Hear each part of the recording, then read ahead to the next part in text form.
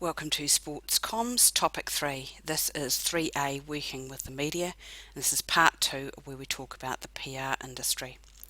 When you're working with the media, you've got to maximise your potential exposure, and you need to find stories about the organisation that are going to be interesting to the readers or the viewers of the channel you're putting the item out on.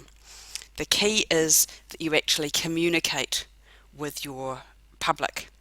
You need to know your managers, you need to know your operations staff, and you need to know your administrators.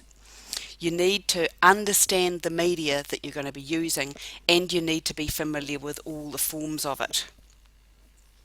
You need to create a new, unique opportunity for you to help the media sell more papers, more airtime, more advertising.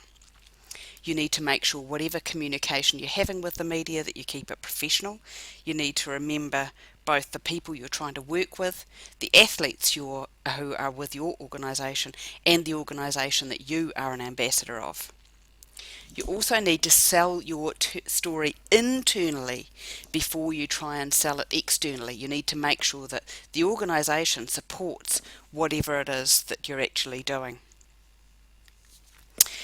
You know you've got successful publication when you know your audience really well, when you've managed to maximise your exposure. So it's terrible if you print 10,000 copies of a brochure and only give away 2,000, but it's fantastic when you print 10,000 and you need 20,000. So that means you've maximised your exposure. You need to use the web, because the web can actually lead people these days to whatever the particular thing is that you're trying to do. Remember that, converging technologies.